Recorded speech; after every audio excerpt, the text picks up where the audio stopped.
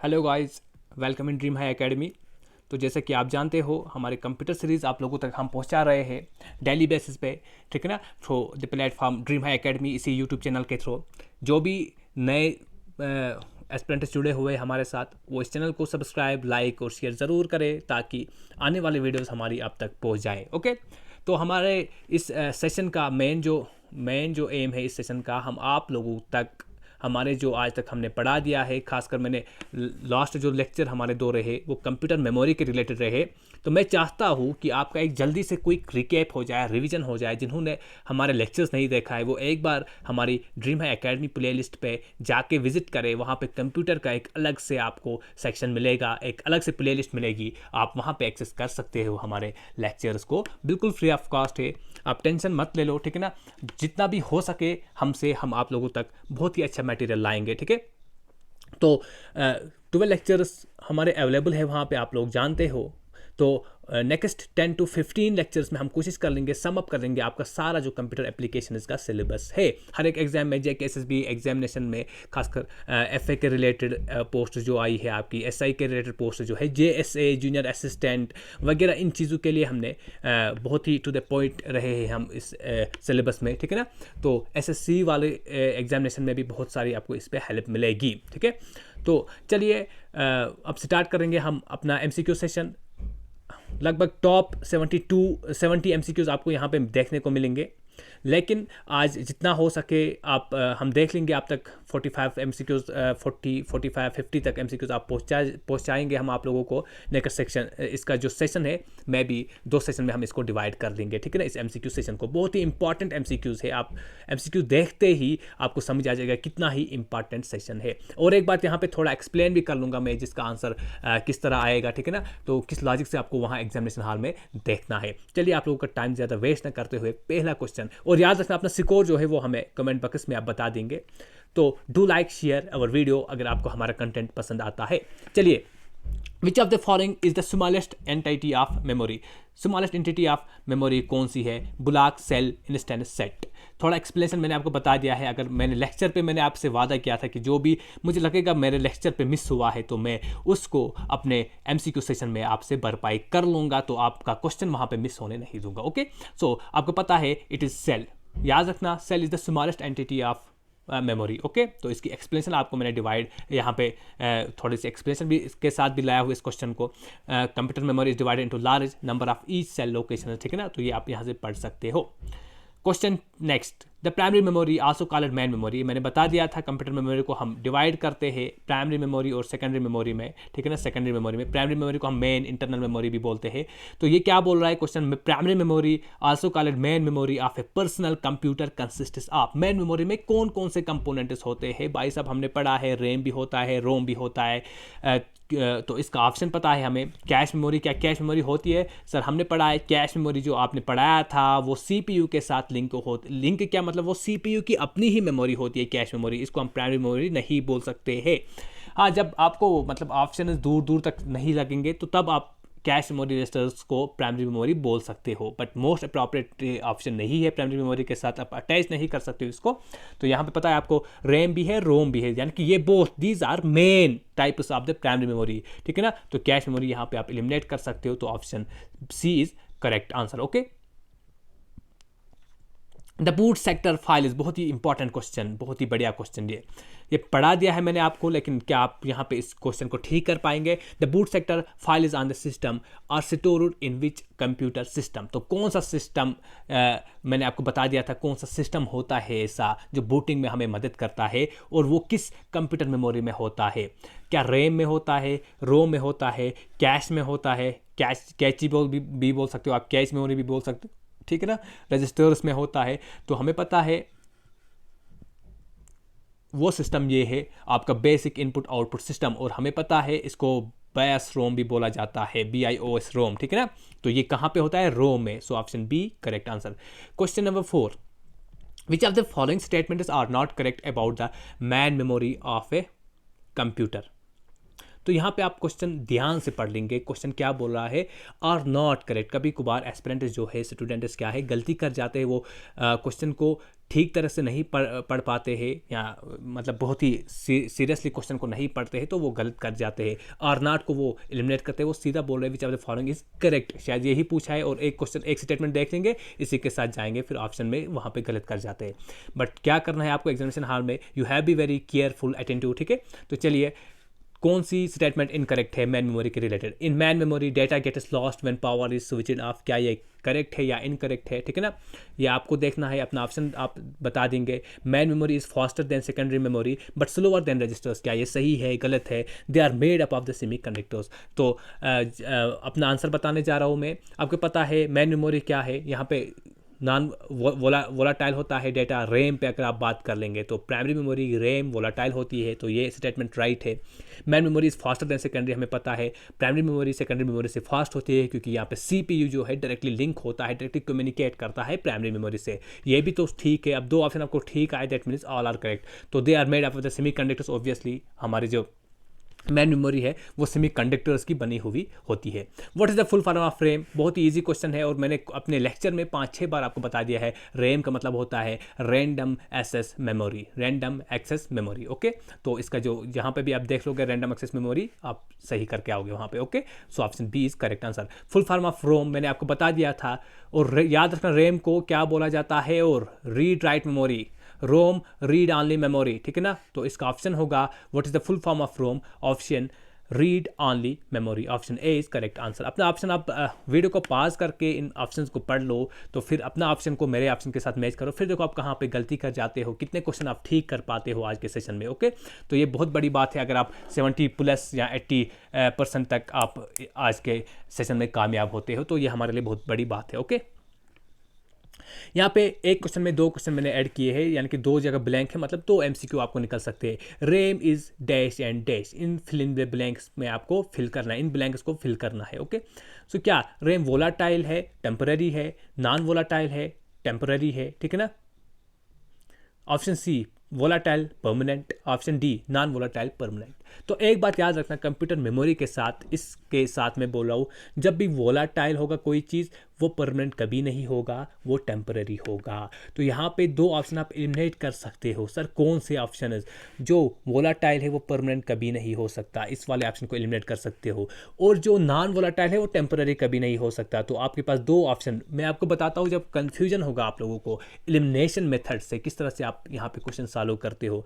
तो यहाँ पे volatile temporary, non volatile permanent. तो आपको पता है रैम वोलाटाइल है और टेम्पररी है, ठीक है ना। वोलाटाइल है और टेम्पररी, क्योंकि यहाँ से डेटा चला जाता है, पावर कट ऑफ कर लेंगे, डेटा यहाँ से सारा कुछ चला जाएगा, okay. So RAM is a random access memory is a volatile, okay, and temporary. Question 8, which of the following memory is non volatile, इनमें से कौन सी मेमोरी नॉन वोलाटाइल है। RAM, ROM, cache, ROM and cache. तो sir हमने पढ़ा है RAM random access memory जो है ये वोलाटाइल है, ओके। तो रोम हमने देखा है सर ये नॉन वोलाटाइल है, लेकिन कैश मेमोरी हमें अब थोड़ा इस पर कन्फ्यूजन है। तो इसको देखो किस तरह से दूर करता हूँ मैं आपको पता है CPU के साथ एक मेमोरी लगी होती है जिसको हम रजिस्टर्स बोलते हैं, और कैश मेमोरी बोलते हैं, ठीक है ना। कैश मेमोरी साथ में होती है, तो इस पर डेटा फ्रीक्वेंटली यूज जो हुआ होगा वही डेटा स्टोर होता है, तो ये ज़्यादा देर तक स्टोर नहीं करती है, thus it is also a volatile memory. तो कैश मेमोरी भी वोलाटाइल है, तो एक ऑप्शन बच रहा है आप लोगों का यहाँ, that is option B is correct answer, okay. ROM read only memory. Which of the following is the lowest in the computer memory hierarchy, okay? तो lowest in the computer memory hierarchy, कल मैंने आपको memory hierarchy, ठीक है ना, hierarchy आपको बता दिया, यहाँ पे registers की बात की, यहाँ पे magnetic tape की बात की। तो 2 तरह का ऑर्डर मैंने आपको बता दिया, एक स्पीड के लिहाज से, दूसरा आपके साइज के लिहाज से। सबसे बड़ा, अगर सबसे बड़ी स्पीड, अगर देखो मैंने थोड़ा ऑर्डर गलत बना दिया, देखो ये यहाँ पे रजिस्टर से आपके, सॉरी वेट, चलिए यहाँ पे रजिस्टर से आपके यहाँ पे मैग्नेटिक टेप है, ठीक है ना। तो यहाँ पे और बाकी मेमोरी आएगी, रजिस्टर्स के बाद कैश मेमोरी, फिर प्राइमरी मेमोरी, फिर सेकेंडरी मेमोरी, ठीक है ना।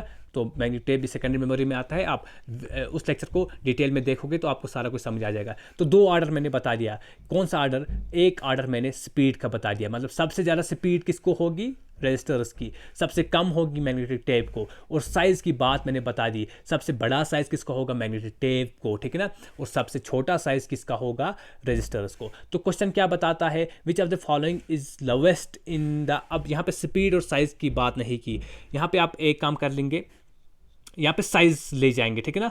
अगर क्वेश्चन में साइज़ होगा lowest in the size, lowest which of the following is the lowest in size, तो उसमें से आपको रजिस्टर्स आंसर आएगा। अगर लोवेस्ट इन स्पीड था तो आपका कौन सा आएगा, सेकेंडरी मेमोरी। ओके, तो ऑप्शन इसमें सी, लेकिन आप एक काम करिएगा, यहाँ पे साइज़ डालिएगा, यहाँ पे आप साइज़ को इंक्लूड कर लोगे तो आप इस ऑप्शन के साथ नहीं जाएंगे, आप डी पार्ट कर लेंगे CPU रजिस्टर्स। ओके, क्योंकि साइज़ इसी का सबसे लोवेस्ट होता है, smallest. Which of the following has smallest लिखता है, ठीक है ना, स्मॉलेस्ट साइज, तो आपकी CPU registers. Which of the following has the fastest speed, ओ यहाँ पे बता दिया है फास्टेस्ट स्पीड। तो एक काम करना, लोवेस्ट की बात है तो आप स्पीड भी ले सकते हो। जब स्पीड की बात है तो आपको पता है सेकेंडरी मेमोरी लोवेस्ट होती है, क्योंकि सबसे पहले रजिस्टर्स, CPU की मेमोरी जो होती है, रजिस्टर्स और कैश मेमोरी, वो फास्टेस्ट होती है, और उसके बाद आपकी यहाँ पे स्लोवेस्ट होना चाहिए। चलो क्वेश्चन में थोड़ा फॉल्ट है, तो मैंने आपको हर एक डायमेंशन इसका आपको बता दिया किस तरह से क्वेश्चन बन सकता है ये वाला, ठीक है। तो क्वेश्चन में थोड़ा फॉल्ट है वहाँ पे। Which of the following has the fastest speed in the computer memory hierarchy, cache, registers in the CPU, main memory, disk cache, ठीक है ना। तो आपको पता है रजिस्टर्स सबसे फास्टेस्ट है, ठीक है ना, सबसे सब मेमोरी में से फास्टेस्ट कौन सी है, रजिस्टर्स, जो कि CPU में होते हैं। सो ऑप्शन इसका B correct answer. Okay, which memory acts as a buffer between CPU and main memory, और ये बात याद रखना, रैम, रोम, कैश, स्टोरेज, चार ऑप्शन आपके सामने है, इन चारों में से कौन सा राइट आंसर है, cache memory is the right answer, ठीक है ना। देखो यहाँ पे रजिस्टर्स की बात नहीं की है, यहाँ पे कैश मेमोरी की बात की है। अगर कैश नहीं होता तो रजिस्टर्स होते, यानी कि दो ऑप्शन में से किसी एक के साथ आपको जाना था। बफर एक्ट मीन्स क्या होता है, हमें पता है ये रैम है, सर बहुत बार बता दिया, अब हम याद भी रह चुका है यार, मैं आपको बार बार बता दूंगा ताकि ये चीज़ आपको ये कंसेप्ट क्लियर हो जाएगा। सर CPU डायरेक्टली कम्युनिकेट करता है हमारे रैम के साथ, लेकिन जो फ्रीक्वेंट ऑपरेशन है, सपोज ऑपरेशन ए भेज दिया यहाँ पे ऑपरेशन के लिए प्रोसेसर में, मेमोरी से कोई टास्क आया ए, तो वो यहाँ पे ऑपरेट हुआ, तो अब इसको थोड़ी देर और यानी कि after a short period of time ये फिर से इसको ज़रूरत लगेगा, तो इसने यहाँ पे इसको स्टोर करके रखा अपनी मेमोरी में। CPU ने अपनी, बोलो रैम दूर होता है थोड़ा, वहाँ से कौन लाएगा डेटा बार बार, आप यहाँ पे बैठिए, तो अगर मुझे ज़रूरत लगा तो मैं आपसे ही इसको वापस मांगूंगा, ठीक है ना, अगर नहीं तो यहाँ से डेटा वोलाटाइल है, चला जाता है। ओके, कुछ टाइम के बाद। तो बफर एक्ट करता है, यानी कि स्टोर कौन करता है, जो रैम में से डेटा आता है वो आपके CPU के मेमोरी में जाता है, चाहे कैश होंगे चाहे रजिस्टर्स होंगे, तो आप तो कैश मेमोरी यहाँ पे राइट आंसर होगा, it acts as a buffer. Okay, तो थोड़ी सी एक्सप्लेनेशन भी मैंने आपको यहाँ पे दी है, ये आप पढ़ सकते हो यहाँ से। चलिए फिर, आई होप कि आपका सेशन बहुत ही अच्छा जा रहा होगा। अब तक हमने 11 क्वेश्चन किए, 11 में से अगर 7+ भी आपने दिए हैं तो you are doing very good, ठीक है, बहुत ही अच्छे क्वेश्चन थे ये। Which of the following statements are not correct about the cache memory, cache memory के बारे में कौन सी स्टेटमेंट जो है वो गलत है। देखिए, cache memory is used to store data temporarily, क्या ये सही है गलत है, आप तक छोड़ता हूँ, आपको आंसर देना है, सही आंसर करके आना है आपको वहाँ पे। It holds the data and programs which has to be executed within short period of time, यानी कि उस डेटा को ये होल्ड करती है कैश मेमोरी जो फ्रीक्वेंटली यूज़ होगा, शॉर्ट पीरियड ऑफ टाइम में यूज़ होगा। क्या ये सही आंसर है, क्या ये सही आंसर है। It consumes less access time as compare to RAM, और आपको पता है ये तीनों फीचर्स आपकी कैश मेमोरी में पाए जाते हैं। सो इसका मतलब कोई भी यहाँ पे इनकरेक्ट ऑप्शन नहीं है, सो ऑल आर करेक्ट, तो आप डी के साथ जाएंगे, option D, all are correct. Okay, next question 13 की बात करेंगे। Which process is used to map logical address and variable language onto physical memory, थोड़ा ठीक है, टाइम ज़्यादा हुआ, तेज जा रहा हूँ मैं।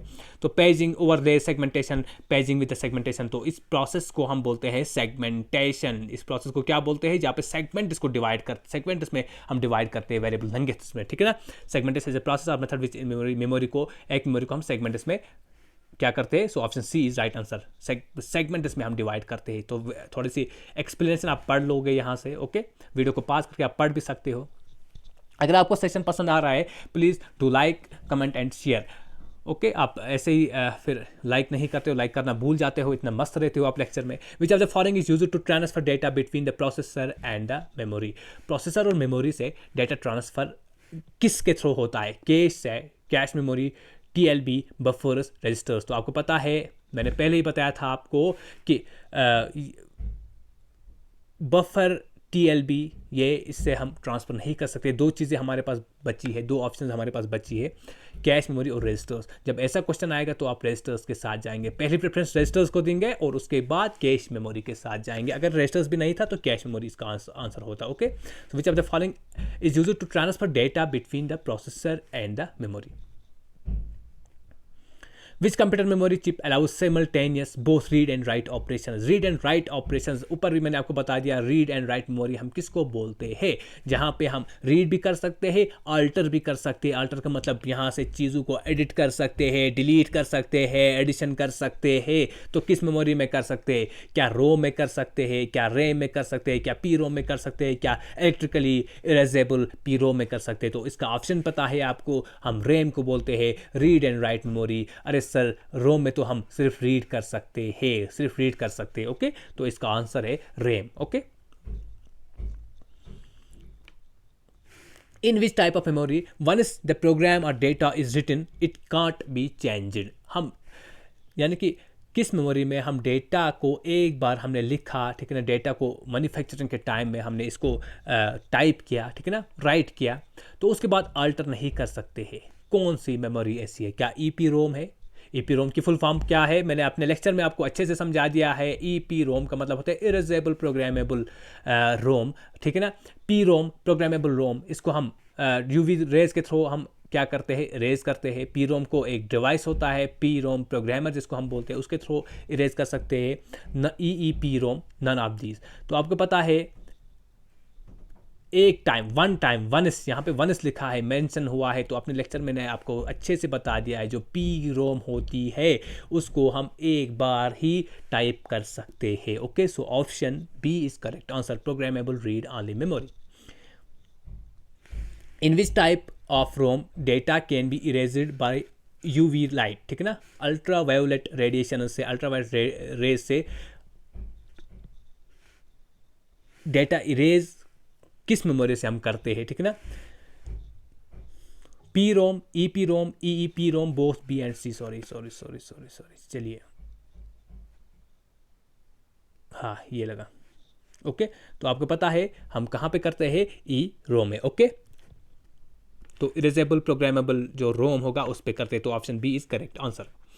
Next number question 18। आपको पता है थोड़ा एग्जाम लॉस हुई है क्योंकि पहले मैंने लेक्चर टाइप किया, उस पर थोड़ा ग्लिच आएगा, टेक्निकल ग्लिच की वजह से, ठीक है ना। वो मुझे फिर लगभग आधा हाफ एन आवर का वो सेशन था, वो ज़ाया हुआ। तो अब फिर से मैं आप लोगों के लिए लेक्चर बना रहा हूँ। Which type of ROM is used for erasing purpose only, ठीक है ना। PROM, EPROM, EEPROM, both B and C। तो इसका आंसर है EEPROM। जो मैंने आपको बताया मोस्ट फ्लेक्सिबल मेमोरी होती है ये, ठीक है ना। It is electrically erasable programmable read only memory, ठीक है ना। जो इलेक्ट्रिसिटी की वजह से, with the help of electricity हम क्या करते हैं, इरेज करते हैं डेटा को। So which of the type of ROM is used for erasing purposes only, ठीक है। तो ये होता है EEPROM में। Okay, how many types of RAM are available? तो आपको मैंने बता दिया है रैम की भी टाइप्स याद रखना, कौन कौन सी टाइप्स है। यहाँ पे डिस्कस नहीं क्योंकि आपको ऑप्शन फिर पता चलेगी, ऑप्शन के बाद मैं डिस्कस कर लूँगा और उस पर भी इंपॉर्टेंट पॉइंट्स मैं आपके साथ शेयर कर लूँगा। जिन्होंने लेक्चर नहीं देखा होगा उन तक भी ये नॉलेज पहुँच जाएगी, ठीक है।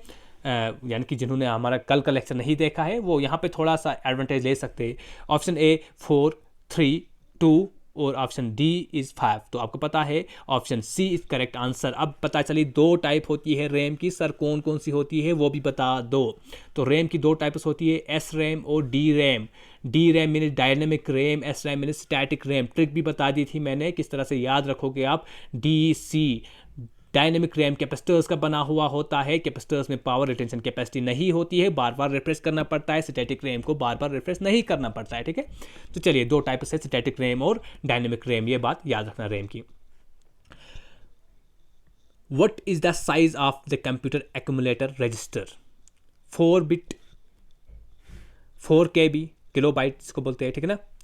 4 बाइट्स या 8 बाइट्स। तो इसका आंसर जो है that is 4 bytes. Okay, 4 bytes इसका आंसर है। क्वेश्चन 20। आई होप कि आप लोगों ने अगर इन 20 में से अगर 15 प्लस भी किया है तो आपका स्कोर बहुत अच्छा है। अगर 15 से लो हुए हैं तो आपको कहीं ना कहीं इसकी नॉलेज आपको गेन करनी है। मुझे लगता है इस वक्त इतना ही कर लेंगे, आज का सेशन यहाँ पे ही क्लोज कर लेंगे, कंक्लूड कर लेंगे। तो आपको आउट ऑफ 20 देखना है कितने आपने स्कोर किया है, तो वो हमें कमेंट में बता देंगे। आई होप कि नेक्स्ट लेक्चर में जो कल मैं सेशन लाऊंगा या शाम तक जो सेशन लेके आऊँगा मैं आप लोगों के सामने, उस पर 50 के 50 क्वेश्चन और लाऊंगा, यानी कि इस सेशन को कंक्लूड कर लूँगा विद अनदर 50 MCQs, ठीक है। तो अगर आपको ये सेशन अच्छा लगा please do like, keep sharing, और इस कंटेंट को आप इतना शेयर करें कि दूसरों तक भी पहुँच जाए। Thank you very much, thanks a lot.